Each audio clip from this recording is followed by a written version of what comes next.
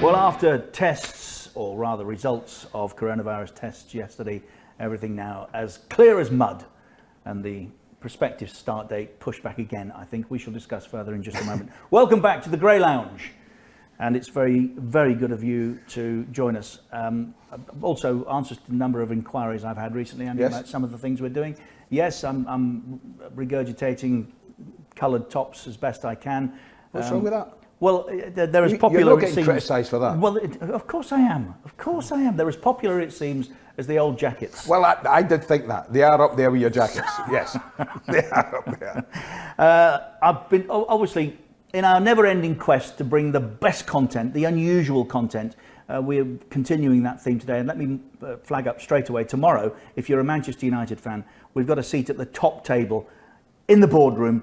Behind the scenes, you will love our guest tomorrow. Okay. That's not to say you won't in 2 minutes when we introduce you today. Oh, you'll adore him in 2 minutes. The Saudis owe.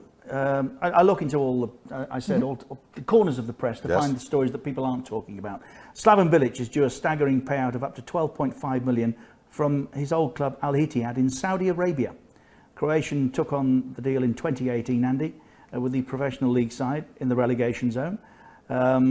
He's now in charge at West Brom, was sacked after 5 months, and money is still owed to Slaven in Saudi Arabia. Good luck, Slaven. I wish you well in trying to get it. Right, elsewhere, what we got? Bundesliga's quiet return hints at a silent threat to home advantage. This is Sean Ingle in The Guardian, suggesting that the advantages that the clubs wanted, and therefore the initial plan to play in neutral venues was that there were none at the weekend. Apparently, all the advantages that I think you would expect to see that might have had something to do diluted. But that might have had something to do with, and our guest will correct me if I'm wrong. Bayern Munich were away from home. Dortmund were away from home. Were they at Schalke? Yeah, you make a good point. Is it Leverkusen? Are up there. They were away from home. Go any further. I know what you're now saying. Okay. Yeah, of course. That's why I Maybe that's at you, because there's always something in your mind to explain these things. Millwall have written to their championship rivals proposing that promoted sides foot the bill for coronavirus testing to remove one obstacle to restarting the season in the championship. There are many more.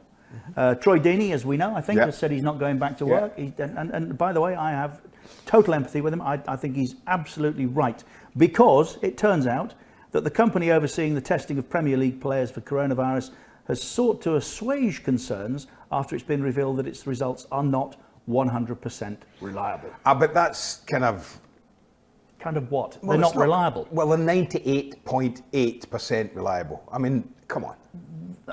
Sorry, so I'm in the 0.10. Yeah. Okay. Well, you would be in that part. You would be there. Listen, I ain't got a problem with that. Arsene Wenger shut the window. He's referring to January.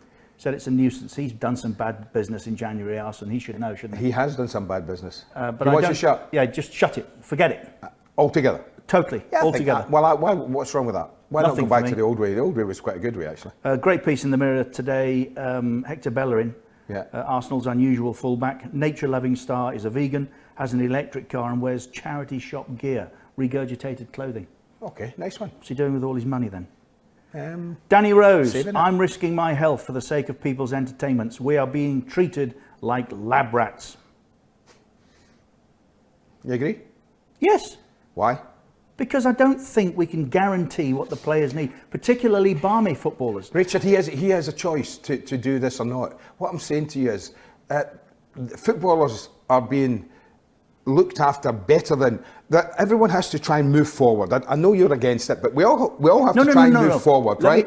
So what I'm saying to you is, a construction worker, somebody who works in a supermarket, somebody who works in another industry, doesn't have the luxury of being tested multiple times. Well, why not? Well, because they don't. Well, they should have. They don't. Frontline workers should be tested more than footballers. They're more like lab rats and guinea pigs than a footballer is. Because a footballer is not it's not a risk. You don't have to do it if you don't want to if you're a footballer. No one's going to force you to go back training. I don't think we should be rushing back. That's my point, and I've said this consistently. I think we need to get back to normality as quick as we can, but with the season now officially at an end, what we're trying to prove, I don't know. Whichever way you look at a weighted system or otherwise, points per game in the Premier League, Manchester United finished 5th. That's what UEFA want. They don't want Sheffield United in Europe. I do. It's either Bournemouth or West Ham Ham that go down, dependent upon which system you use at the bottom. Everything else stands. Let's play when it's safe and we know more about it. Bournemouth striker Josh King has become the... No, we won't. We'll be back in August. Josh King's become the latest Premier League star to speak out, saying, I'm an asthmatic, I've got a second child who's... I get it. Richard, I get it. I get it. There are going to be individual players who will take a stance, and I respect them all. I had a conversation with a former Premier League footballer last night. Initially, I laughed at what he said, and then I thought about it through the evening. When you're on a football pitch, you take every advantage you can. My ball ref, and you know it's not. Agreed? Pen ref, and you know it's not. Agreed? No, you're asking. Corner. You're asking, yes. Okay. What, and I don't say this lightly, I'm serious. What if, and I read the figures to you the other day, a forward is likely to spend 11 minutes in the company of a defender across 90. So they're more at risk, was the article. Remember? What if I'm a forward and start coughing? What if I cough at a set piece? So what? What are you going to do as a centre-back? You're going to start to get concerned. No, I'm not. I think you are. Well, not if you don't cough in my face. I know you're not got COVID-19. Well, how do you know I haven't? Because you're clear. I know you're clear. How do you know? Because from the moment you've been tested... I know you're clear. Well, you don't. I That's do. the point. From the moment you've been tested, you can contract. That's what's happened in America. That's what's happened in the White House. No. To the press secretary. If I start coughing, that puts doubt in your mind. These players are in a bubble, right? No, they're not. Yes, they're they living are. at home. No, these players have been in a bubble. They've been tested, right? They all get tested regularly. So when they go and walk onto a football pitch, they haven't got coronavirus. You can be tested and pick up coronavirus within 5 minutes of being tested. Where? Get in the car. No. You might get out at the petrol station. No. You might be in the company it's a of a defender who illness. shouts. Andy. You can't just walk into your car and get coronavirus, Richard. I'm sorry. You might step out of your car and get coronavirus. Only if somebody coughs all over your face. That's Who right. has it? And sneezes on you. As a Who centre has forward, it? I'm a centre forward. I might start coughing, especially from set pieces. That's going to put doubt cough, in your mind. I'll just slap you across the head and say, behave yourself. You see, that's why it's not safe. No, because we can't live by your rules. I'm sorry. Stun clubs ready to resist 14-day plan for a player to go and staff into isolation if they've got coronavirus. 14 days in isolation. They've gone 7. It's just the boys that are 6 that have been. And here's a very good point. Paul Hayward, chief sports writer in the Telegraph. Forget in this together if the women's game is cut adrift. Agreed. Why do we make so much fuss about getting girls involved, women at a later stage in their lives, if all of a sudden now we find the women's game expendable? We're not interested. No. That can't be the case. No, it can't be the case. EFL squad salary cap comes as a shock to teams in League 1 or 2. What? We'll find out more about that in a minute. PFA asks the Premier League to research COVID-19's impact on Barmy players. Is apt for this show because you've been on a rant this morning, and that's a no, kind I of. Haven't. You have. You haven't. I don't agree that you can say you are safe because nobody can guarantee you're safe. I don't think it's right that the professional footballers are getting tests when others on the front line aren't, when others in care homes they're not can't. taking tests away. That's part of the whole thing about that. How are they? That was the whole idea of starting again. As footballers will not take tests away from the National Health Service or people on the front line. We're buying them privately. Okay, buy them privately and give them to the NHS. You just don't want to start.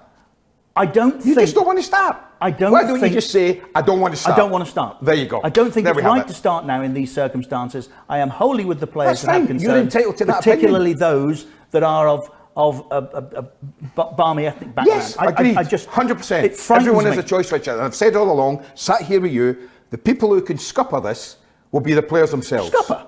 Yes, stop it. Why do we need to use the word scupper? Like they're rebels. Stop it.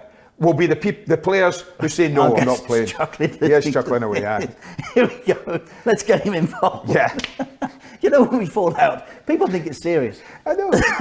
But listen, it's appropriate because this man had a rant yesterday. I'm just about to read it. Oh, are you? I'm just about to read it. Daily Mail, and this is unusual. Yes. Lambert blasts EFL for lack of leadership. Our guest is the current manager, Paul the Rant Lambert. Yeah. Have you calmed down, Mr. Lambert? Can you two just keep talking? Yes. I was enjoying that there. What were you ranting about yesterday? where my frustration comes, Richard, is our league's really the only one undecided what it's really doing. And if you look at the whole thing of it, the Premier League know what they're doing. The Championship want to play. League Two obviously cancelled theirs. Ours is still up in the air where it's going. But the frustration thing for me is they keep putting the training dates back. And I've said all along, how can you have a training date when you don't have a start date for the games? So if they say the season's going to start in September, why are they giving us May the 25th to start to train? That's it's terrible. That and I think there's definitely a lack of leadership from the organisation to say, okay, listen, this is what's going to happen. Once they do that, then everybody has to get their head round it to see where we're at. And you've just touched on it there. The testing has to be 100%, and then as Andy says there, then it's up to the players to go with that or they don't go with it. I quoted from an article to Andy earlier in the week, Paul.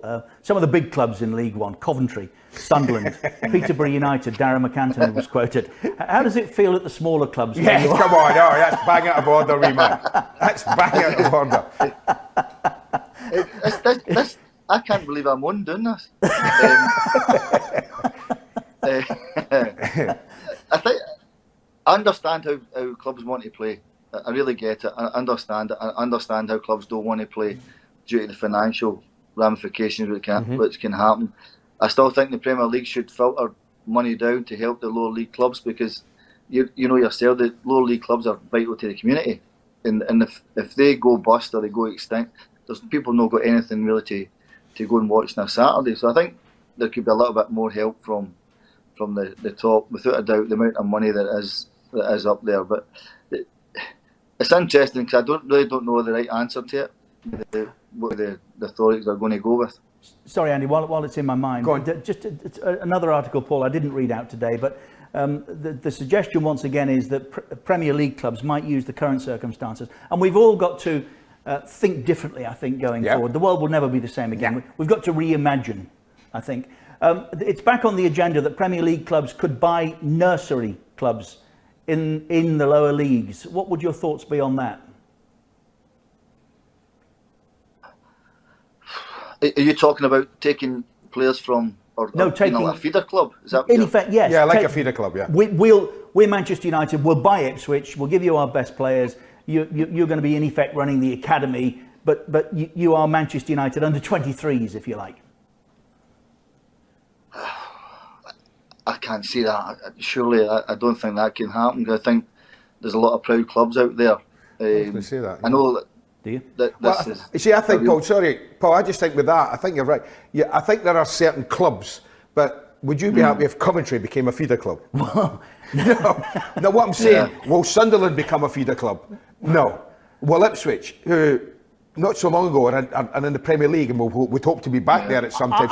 I think there are clubs that are big enough, Richard, to say, no, we'll go on our own. But I also think there are other clubs down there who will never get out of that area, second or first division.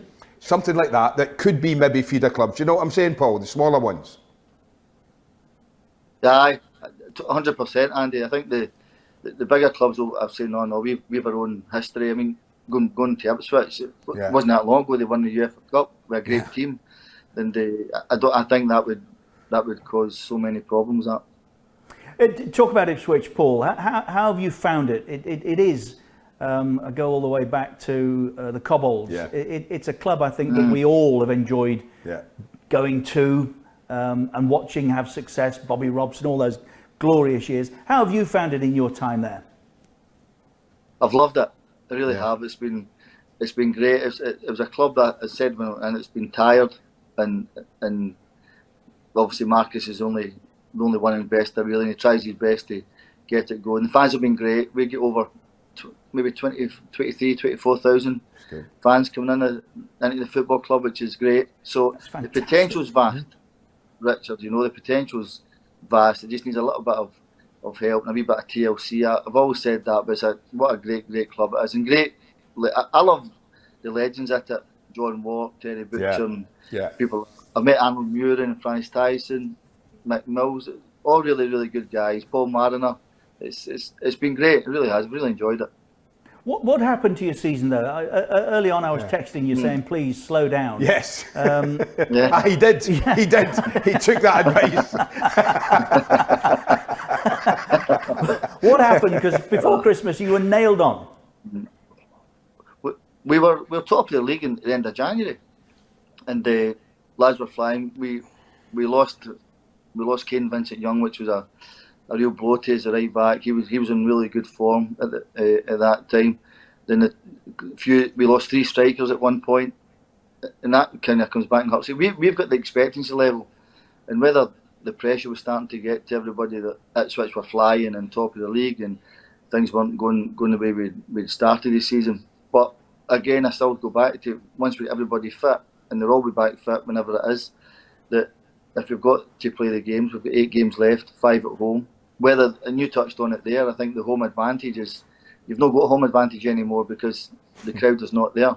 So we'll be in a really strong position when everybody's back fit, and we have to make a run at it. And the form just hasn't been good enough from January until March. Do you want to finish, Paul? Yes or no? Would you rather spend the time that's ahead of you now preparing for next season and have a really good go at it with a clean sheet of paper? I'd love the EFL to come out and say it's you can play if it's safe, get the season finished, whenever that may be, get it finished. If not, then you're going to have to plan for next year. But make the decision now. This is going on too long for me. It's going on too long. I agree with that. We don't know. We're so uncertain. You look at the Bundesliga last week with it, but we are so uncertain. And I'm not just talking about football. I'm talking about our lives over here. We don't know if we can get to work. We can't get to work. Can we go in the garden? Can we go for a That's walk? been the subject here most of the day. We've been exchanging messages with Mr. Peter Reid this morning before we came on air, Paul. He's of the same view as you, although a little more vibrant with his language. Yes. It was Reedy speak. But Paul, I mean, I see you're with me in that. I like Richard. I have said to Richard, I think what we need is clarity on, are we going to start or are we not going to start? Just tell us. Just tell us what somebody, whether it's your league or whether it's the Premier League or the Championship, whatever, make a decision so that you guys who are in the industry know what you're going to be doing and what you can aim for. Let me ask you again, what do you want to do? Have the lads checked out? Are they thinking last season is behind them? No, they've not. I think they're really uncertain in saying what's happening. Are we going to play? Are we not going to play? I think that's the big thing for the lads. They're in the same boat as us. Are we going to play? It's the same with you guys as well. I think on your side of the field of, are we going to cover Premier League again? Are we going to cover different? Yeah, we'd like to know if we're going to start again. We'd like to know actually. And it's affecting everything. So ideally, I'd love to play. I really would love to play, but no until it's 100% safe. The number of messages I got. Brendan Rodgers was our guest yesterday, Paul, and we left it with Brendan taunting Andy about 9 in a row. Yeah, and you can zip it as well, by the way. Before you even start. Just before we go there, I don't understand the mechanics of it, Andy, and the loyalty, or the various you don't contentiousness in Glasgow. But I got a number of messages yesterday telling me that Celtic's 9 isn't really 9 because Rangers have been missing for at least half that chunk. What do they mean? What do they mean? Yeah. Well, I'm only reporting the facts, Richard. That's all I'm asking for. Yeah. Well, I think in season 1, Rangers were deducted 10 points, I think, Paul, if I'm not mistaken. 4 of the other seasons, Rangers were obviously harshly dealt with Scottish football and dumped out the Premier League for 4 seasons. So Rangers weren't in the league for 4 seasons? No. And they're at a 10-point deficit? Yeah, and one of them. Oh, I see what they mean And this now. season, of course, didn't finish. Okay. So that's 3 in a row, really. Then. Look at me, man's face. So it's 3 in a row.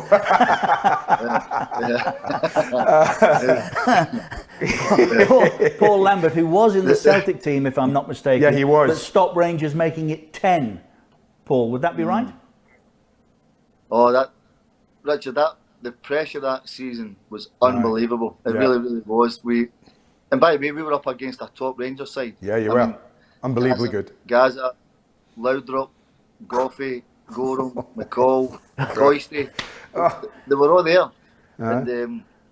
And Wim Jansen built a team within a season to try and stop it. And the pressure of that, Andy will probably know, the pressure of it was incredible. Now the Rangers lads have got that to try and stop next year, absolutely, Andy. And I'm not convinced that Rangers squad at the minute, as it stands at the minute, is good enough to stop Celtic going to do it. And you know yourself. Thanks, pal. Cheered me up. That's very good. You cheered me up. Well done, me man.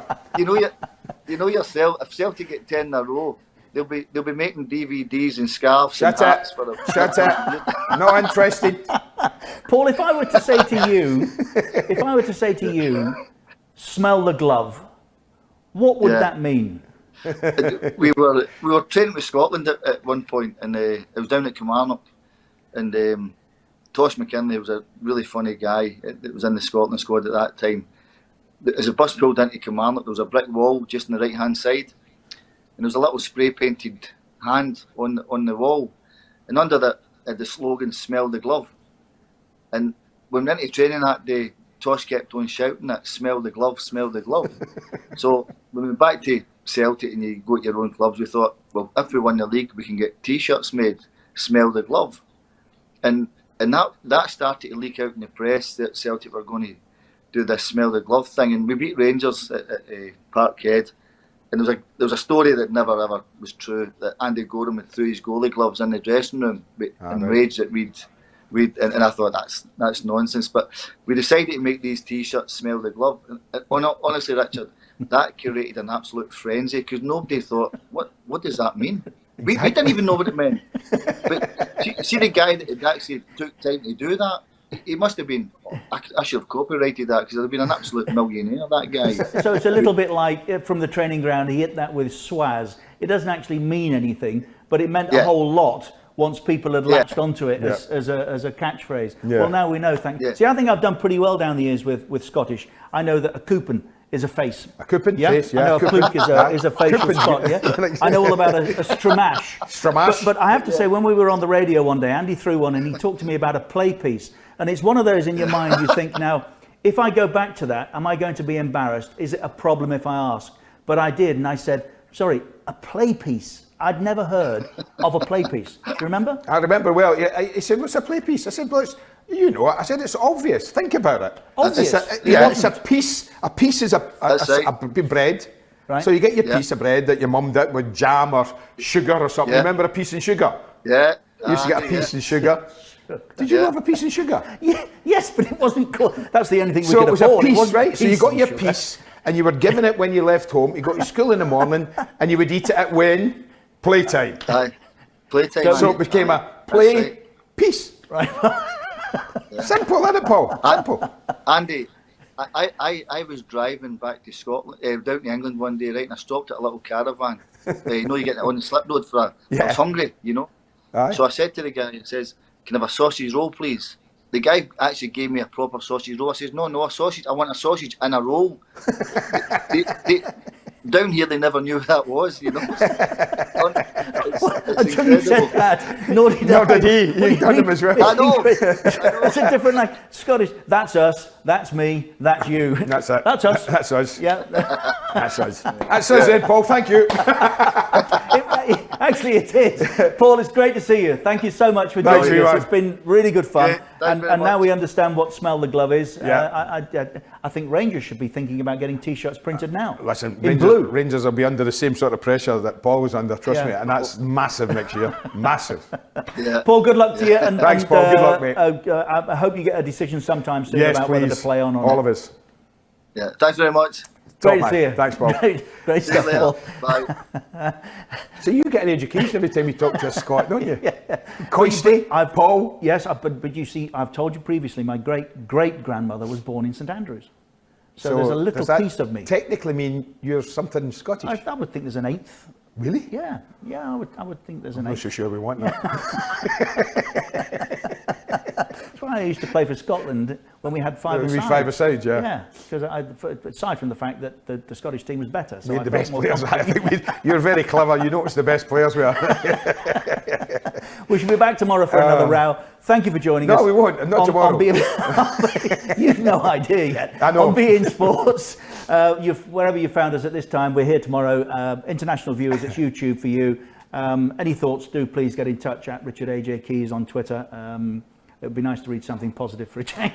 No chance. Forget that. Forget that, son. And if I repeat what I said earlier right at the start of the show, for Manchester United fans tomorrow, something most unusual. Yeah. Yeah? Yeah, very unusual. Spoke to him yesterday. Stunning. Great conversation. We'll see you tomorrow.